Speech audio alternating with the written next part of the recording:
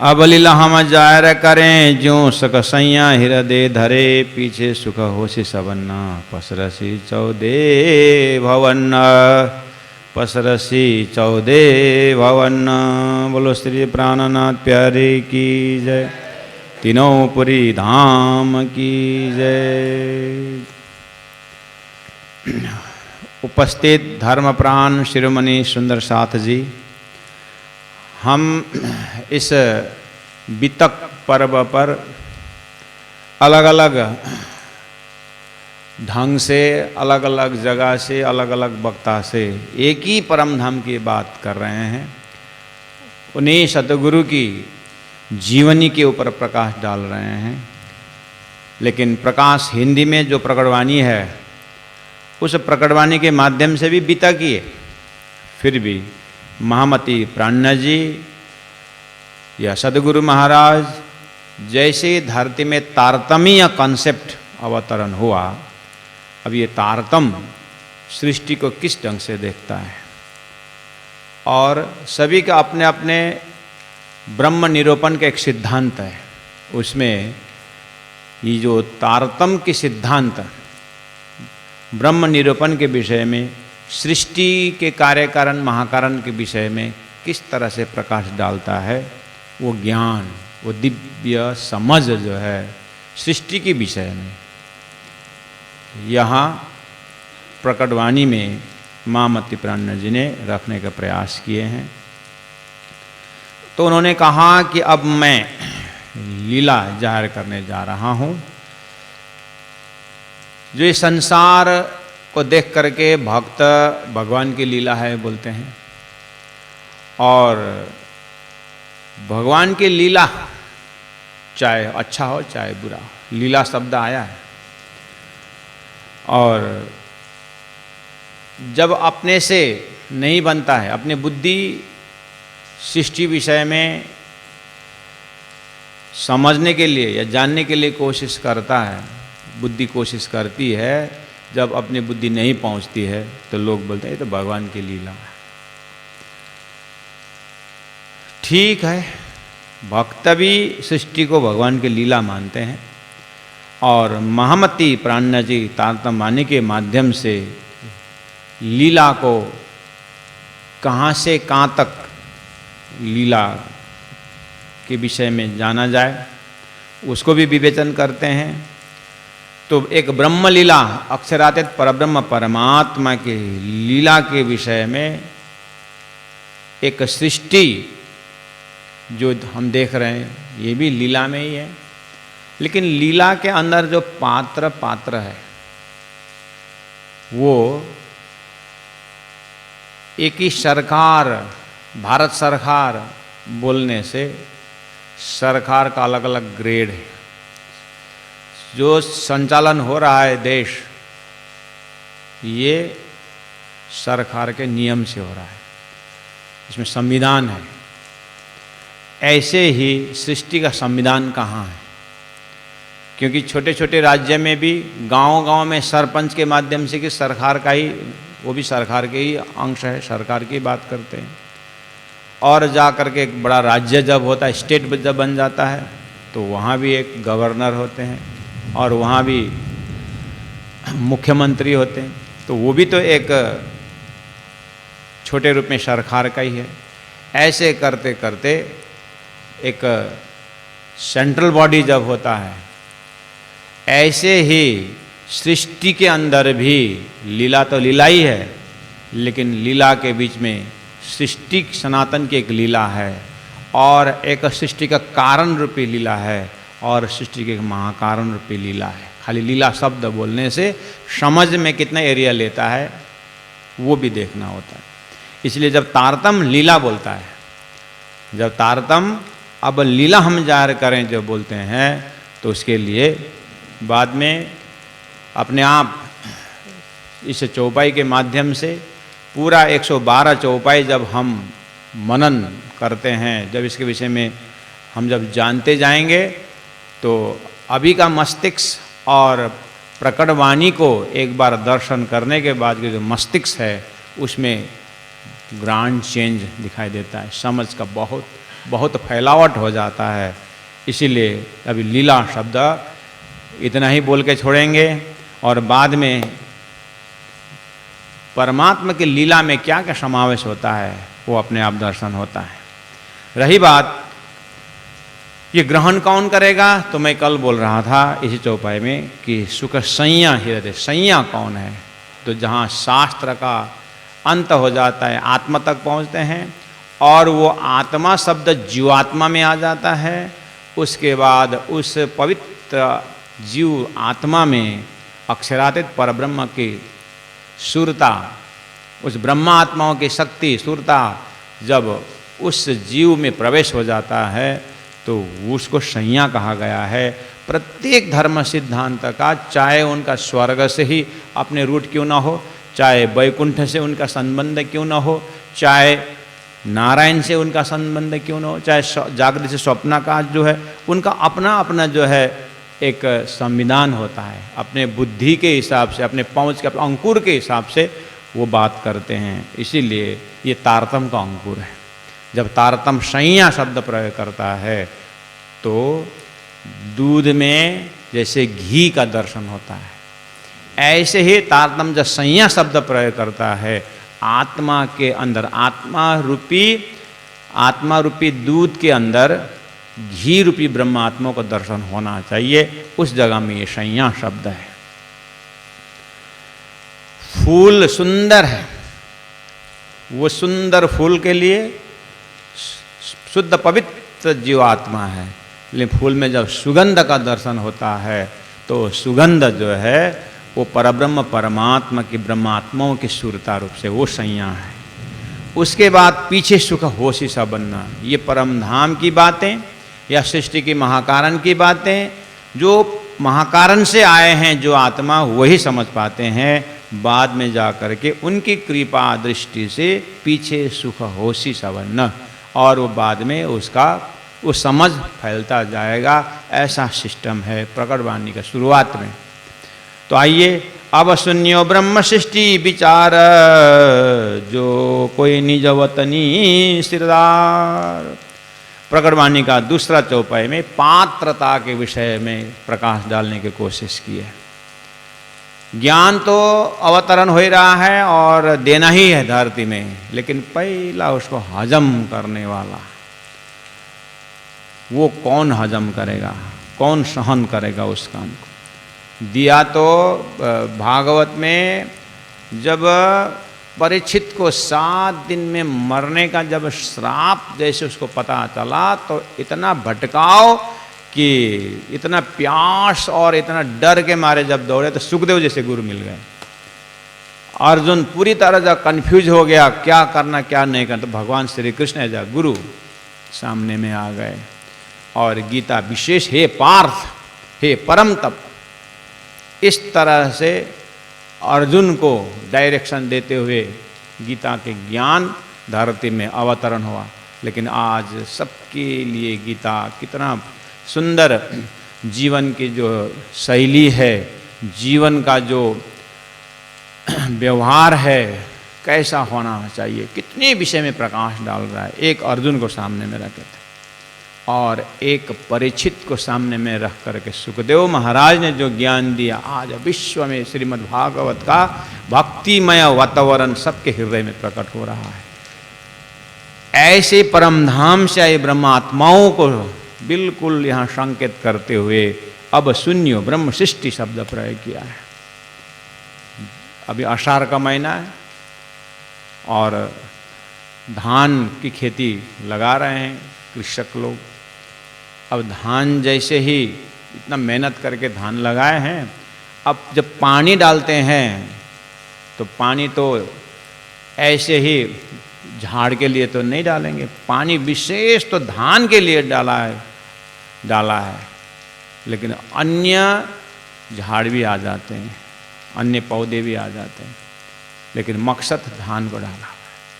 ऐसे ही परमधाम से ब्रह्मात्माओं को दिव्य वाणी के माध्यम से अपने घर को, परमधाम को याद दिलाने का मुख्य उद्देश्य है। इसलिए अब सुनियो ब्रह्म सृष्टि, जिनके विषय में संज्ञा शब्द यूज प्रयोग किया था। और फिर बोलते हैं ब्रह्म सृष्टि शब्द।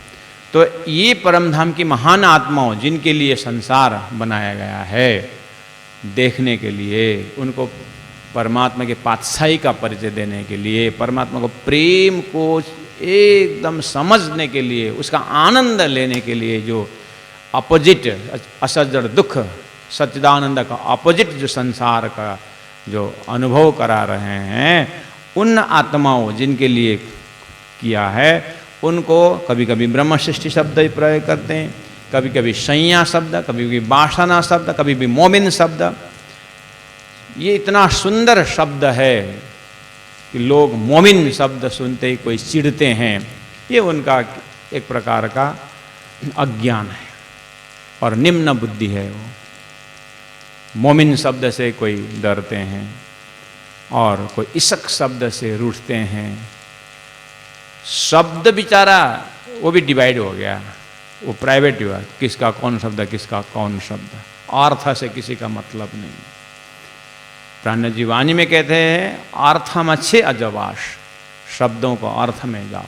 मोमिन शब्द का अर्थ है मोम जैसा जो पिघल जाता है, जो उस ब्रह्म का ज्ञान, उस परब्रह्म परमात्मा का ज्ञान, यानी अपने आत्मा के मालिक, अपने स्वरूप का जो जब उसका कान से आवाज अंदर हृदय में चला जाता है और वो सुन करके गलितगात होता है और उसके हृदय प्रेम से भर जाता है, पिघल जाता है, तो ऐसा मोम जैसा, मोम को अग्नि के पास ले जाइए, मोम पिघल जाता है। ऐसे ही आत्मा रूपी मोम को ज्ञान के पास ले जाइए और वो ज्ञान सुन करके पिघल जाए, पवित्र हो जाए।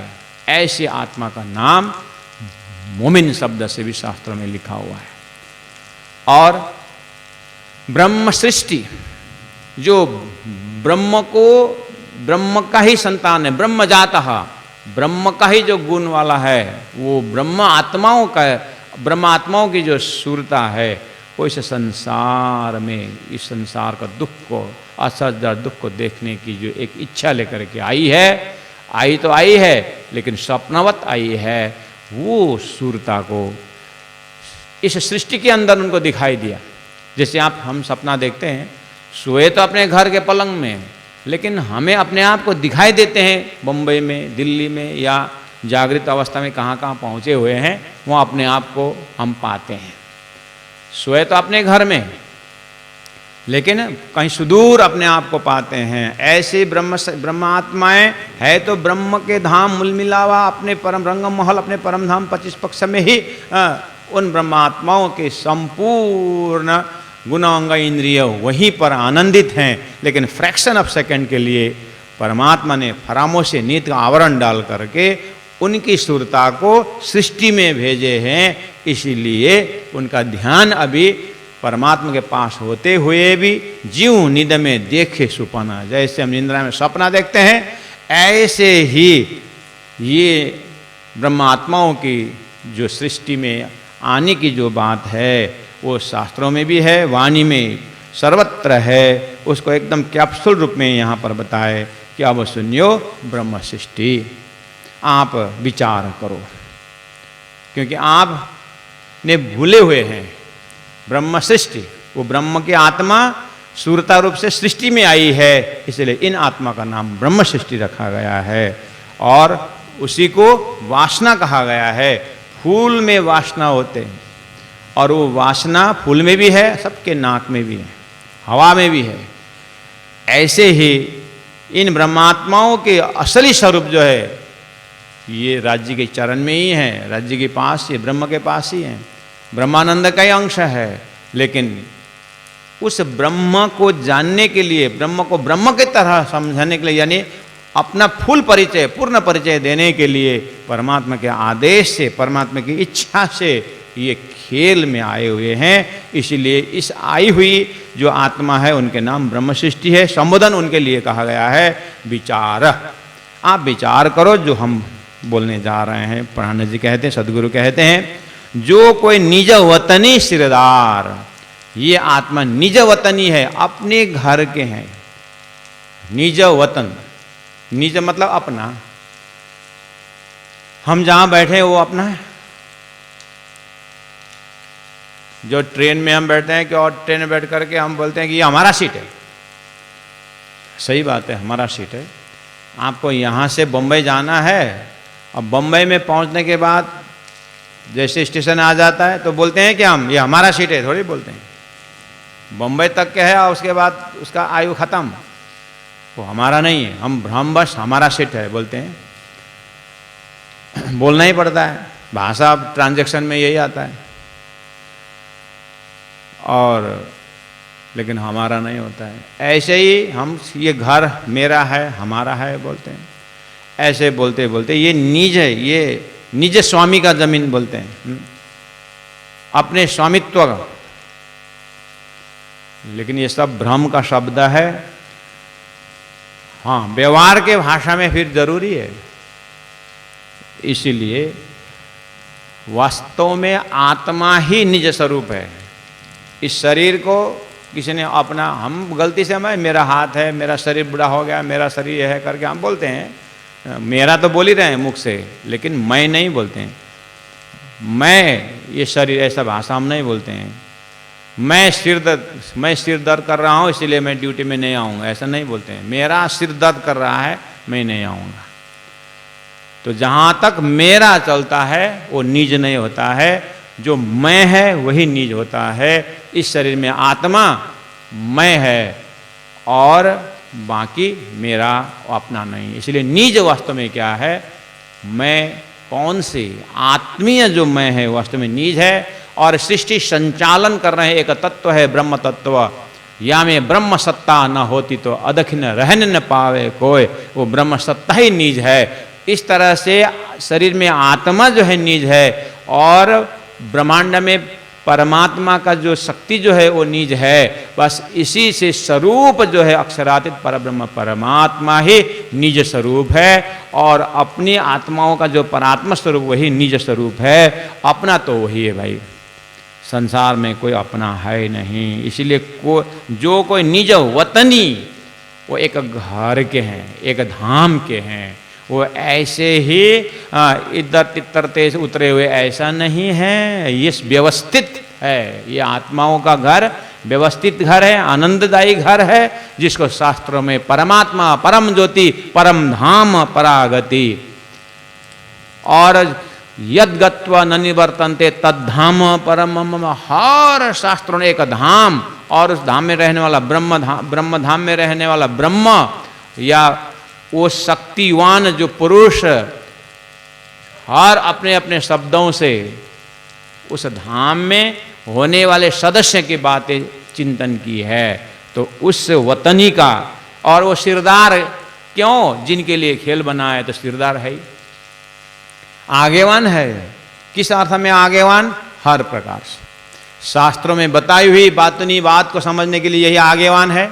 और समझी हुई बात को जीवन में उतार करके जीवन को धन्य बनाने में यही सिरदार है। और ब्रह्म साक्षात्कार करने में भी यही सिरदार है। हर तरह से सिरदार ब्रह्मात्मा, जिनके लिए खेल बनाया, इससे बड़ा सिरदार क्या हो सकता है? तो इतनी महान विशेषण दे करके उन आत्माओं के गुणगान शास्त्रों में भी गाया है, पुराण सभी में उस आत्माओं के लिए संकेत किए हैं। और तारतम्य तो विशेष उन आत्माओं का चिंतन करते ही ऐसा होता है कि हम कुछ तपस्या किए बिना उन तपस्वी ब्रह्म मुनि आत्माओं के चिंतन से हमारा चिंतन ब्रह्म में लग जाता है। ऐसे प्रतापी है। बस उनके ऊपर उनको बस उनके प्रति आस्था रखनी है और करते करते हम स्वयं उस ब्रह्म स्वरूप ब्रह्मात्मा स्वरूप में प्रकट होने की क्षमता रखनी चाहिए। लेकिन शुरुआत तो जो है, जिस तरह शास्त्र ने सीढ़ी पकड़ाया है, कर्म, उपासना और मन से ऊपर बुद्धि, बुद्धि से ऊपर चित्त होते आत्मा में जब हम ध्यान केंद्रित हो जाते हैं तो वो ब्रह्म की सूरता प्रवेश होने की बात हो जाती है। तो वो सिरदार आत्मा है।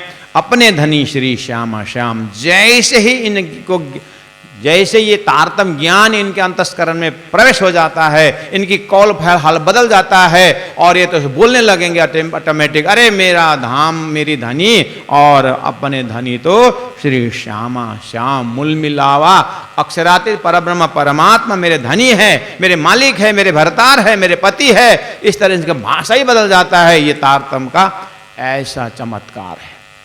तारतम हमारे अंतस्करण में ऐसे चमत्कार कर देता है कि अपना भाषा है निज धाम बोलने लगेंगे और इनका निज धाम ही वही बास है। यह आत्मा का घर ही ब्रह्म का धाम है।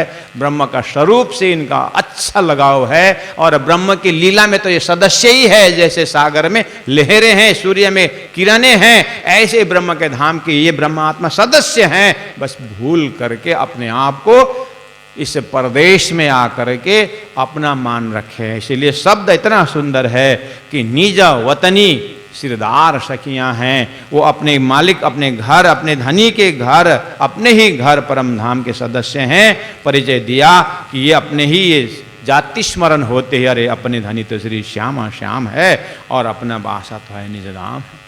सोई अखंड अक्षरातीत घर, इन आत्माओं का जो घर है वही अक्षरातीत शास्त्र में कहा गया है। वेदों में ही अक्षरात परतः पर, अक्षर से परे अक्षरातीत रूपी घर के, अखंड घर के। अक्षरातीत शब्द लेकर के लोग संसार में भी अक्षर से परे, जहां पर व्याख्या नहीं होता है, व्याख्या से परे अक्षर, अक्षर जो लेटर है उससे परे एकदम निराकार करके भी लोग अर्थ करते हैं। लेकिन ऐसा नहीं है। अक्षरातीत शब्द जो एक ब्रह्म का धाम का एरिया का नाम है। जैसे हम सपना देखते हैं, उस स्वप्नाक्षर है और सपना देखने वाला मन जो मेरा अक्षर है, उस मेरे मन से परे मेरी आत्मा का लोकेशन है, वो अक्षरातीत है। ऐसे ही क्षर ब्रह्मांड से परे अक्षरधाम है और अक्षरधाम से परे अक्षरातीत धाम है। वो घर है और वही अखंड है। बाकी लोगों ने अखंड शब्द संसार में सुनते ही अपना घर को अखंड बना दिया, अपने लक्ष्य को अखंड बना दिया, लेकिन स्वप्न और जागृत को वो तय कर नहीं पाए। इसीलिए धनी ने धीरे धीरे करके सोई अखंड अक्षरातीत घर नित्य वैकुंठ मिने अक्षर, और उस नित्य वैकुंठ अक्षरधाम में अक्षर ब्रह्म रहने की बात कही। अब कहूँ अब एक गुज करूँ प्रकाश, प्यारे सुंदर साध्य भक्तजन महानुभाव, अब ये गुह्य बात राज विद्या राज गुह्यम करके श्रीमद् भागवत गीता में 9 स्कंद का नाम ही, 9 अध्याय का नाम ही राज विद्या योग है। और उस राज विद्या जो ज्ञान है वास्तव में ये अब ये गुज्ज करूं प्रकाश, ये गुह्य बात है। कैसे गुह्य? हाँ, तो शास्त्रों में व्याख्या नहीं है। शास्त्रों में तो गुह्य को तो संकेत में बताया है। अपराह्न जी बोलते वो सांकेतिक शास्त्रों की भाषा को अब जाहिर कर रहा हूं। ये गुज्ज करूं प्रकाश ब्रह्मानंद ब्रह्म सृष्टि विलास, उस ब्रह्म धाम, ब्रह्म के धाम में सदस्य जो आनंद में ओतप्रोत हो, ब्रह्मानंद की बातें।